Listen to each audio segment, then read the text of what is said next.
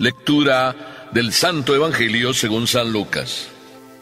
En aquel tiempo mucha gente se había reunido alrededor de Jesús, y al ir pasando por los pueblos, otros más se le unían. Entonces les dijo esta parábola. Salió un sembrador a sembrar su semilla. Al ir sembrando, unos granos cayeron en el camino. La gente los pisó, y los pájaros se los comieron. Otros cayeron en terreno pedregoso, y al brotar, se secaron por falta de humedad. Otros cayeron entre espinos, y al crecer estos los ahogaron. Los demás cayeron en tierra buena, crecieron y produjeron el 100 por 1. Dicho esto, exclamó: el que tenga oídos para oír, que oiga. Entonces le preguntaron los discípulos: ¿qué significa esta parábola?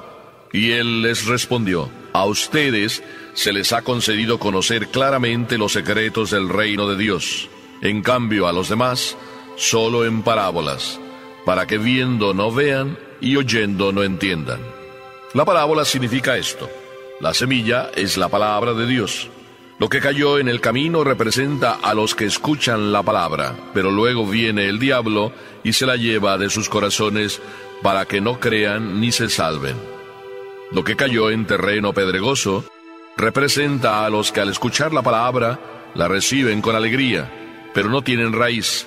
Son los que por algún tiempo creen, pero en el momento de la prueba fallan. Lo que cayó entre espinos representa a los que escuchan la palabra, pero con los afanes, riquezas y placeres de la vida, se van ahogando y no dan fruto.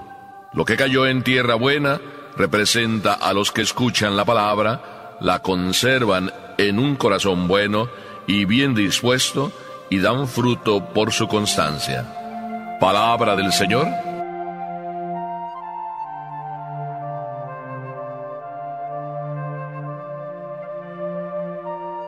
Es tan rico este evangelio que empezar diciendo que el reino de Dios es una semilla, como que está bien. Pero después decir que el que tenga oídos para oír, que oiga, como que eso no está tan claro. Qué inteligente debió ser y es Papá Dios. Nos quiere hacer ver de una manera muy sencilla que es más importante escuchar que hablar. Mírate en el espejo y ¿qué es lo que miras? Tengo una sola boca, pero tengo 2 oídos o 2 orejas, como quieras llamarlos. Quiere decir que es más importante escuchar que hablar. Pero sin embargo, a veces los hombres somos como contradictorios. Hablamos más que escuchamos. Qué difícil es escuchar. Bueno, pues el Señor dice: el que tenga oídos para oír, que oiga. Qué importante, si quieres salvarte, es escuchar lo que el Señor nos dice.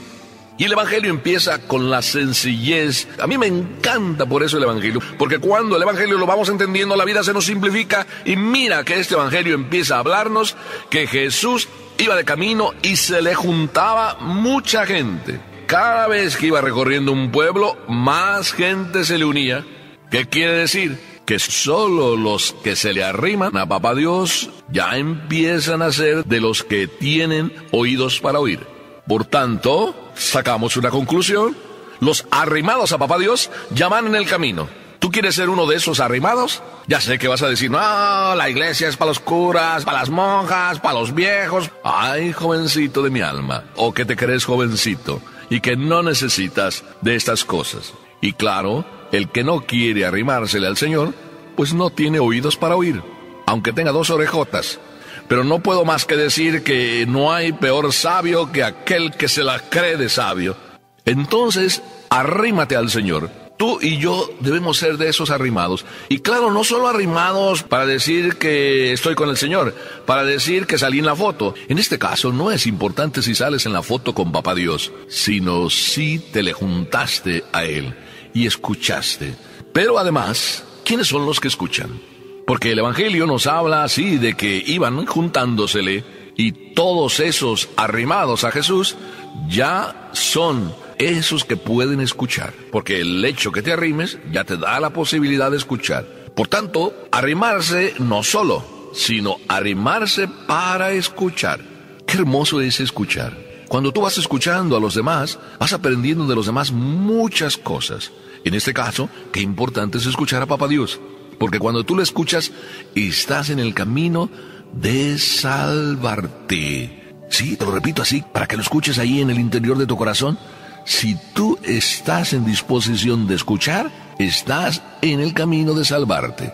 Porque aquí el Evangelio dice que tanto la semilla, habiendo caído en el camino, como habiendo caído en terreno pedregoso, como habiendo caído entre espinos, como habiendo caído en terreno bueno, la semilla fue dada a aquellos que escuchan. Entonces, escuchar es el primer paso, después de arrimarte. Y cuando digo escuchar, es porque es lo común a todos los que han recibido y reciben la palabra, a todos los que le abren el corazón a Papá Dios, todos escuchan. Sin embargo, no todos responden de la misma manera. He ahí pues ya una diferencia.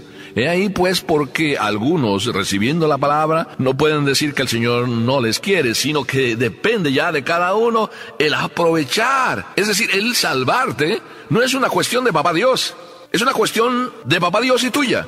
Pero Papá Dios te está ofreciendo ya la salvación y te la ofrece todos los días. Qué importante es que tú despiertes, tú y yo, claro, despertemos a la maravilla del reino de Dios, a la maravilla de la salvación, a la maravilla del amor, a la maravilla de esa intimidad, de esa paz que solo la tiene el que abre su corazón a Dios. Pero ya ves que cuando Jesús explica la parábola y dice que cayendo en el camino, esa palabra, ese mensaje, ese amor no funcionó. Y dice Jesús, ¿por qué? Porque el diablo tiene una misión: no permitir que creamos, no permitir que nos salvemos. Por eso cuando ya te pones en el camino de aceptar o buscar ser salvado, el demonio te mete un montón de problemas. ¿No te has dado cuenta? Cuando tú vas como en el camino del mal, como que el demonio ya te tiene ahí medio atolondrado y atontado, y por tanto pues vas y no hay mayores problemas porque pues eres de los de él. Pero cuando ya empiezas a querer ser de los que son de Jesús, de los arrimados a Jesús, entonces Él se interesa más por ti para no permitir que te salves. Y eso es lo que ocurre con la palabra cuando cae en el camino, que fácilmente nos arranca la gracia, la salvación, el amor, el demonio. ¿Por qué? Porque en el terreno que está al lado del camino siempre es el más pisado. Al lado del camino pasan muchas personas con muchas maneras de pensar. Y tú estás también al lado del camino donde está la televisión, al lado del camino donde están las modas, al lado del camino donde están todas las tendencias, todos los modos de pensar, al lado del camino donde están, dizque, tus amistades y son las que peor te ayudan. Por eso, qué importante es ser otro tipo de terreno. Y ahí Jesús ya nos da la segunda semilla. Dice, la segunda semilla es el reino de Dios, que cae en tierra también, en una tierra que escucha. Pero ¿qué sucede? ¿Quiénes son estos que escuchan la palabra de Dios y que de repente la palabra como que se pierde? Es el que dice siempre, qué buenísimo, maravilloso que el Señor me invite. Y ahí te quedas en la alegría momentánea y superficial de un decir, qué bueno que el Señor está conmigo. ¿Pero estás tú con el Señor? ¿Cuántos dicen que están con el Señor y dicen que el Señor les quiere, pero no cumplen con los mandamientos, pero no cumplen con sus obligaciones, no cumplen con sus deberes? Pero no matan, no roban, dicen ellos. Son unos santos en vida. Hay muchos de esos que dicen ser así. Pero realmente, ¿Dios les quiere? Claro que sí. Pero ¿realmente ellos quieren a Dios? Jesús podría decir, si me amas, demuéstramelo. No te quedes simplemente con la alegría de decir, el Señor me quiere. Porque también, si tú le preguntas a mi mami te va a decir que me quiere. Pero también si le preguntas si yo quiero a mi mami, quizá mi mami te pueda decir, bueno, sí, mi hijo me quiere, pero algunas veces como que se le olvidan sus obligaciones de hijo. Así puede ser Papá Dios. Sí, yo quiero a todos. Pero a veces como que a mis hijos se les olvida que yo soy su padre, y se les olvida que ellos tienen obligaciones de hijos hacia su padre. Pero luego la palabra nos viene también a decir, Jesús puede caer en tierra donde hay espinos. Y son aquellos que no solo dicen, buenísimo, sino que a donde quiera dicen que seguirán al Señor. Te seguiré a donde quiera. Acuérdate de aquellos que fueron invitados a seguir a Jesús, y hubo uno que dijo, te seguiré, Señor, a donde quiera que vayas. Pedro también dijo, te seguiré, Señor, y te defenderé. Pero esos que dicen tan pronto también escuchar la palabra de Dios y son a veces tan fanfarrones, o somos a veces tan fanfarrones, lo que nos pasa es que no vigilamos. Y en el camino hay problemas. ¿Ya ves? En el matrimonio pasa.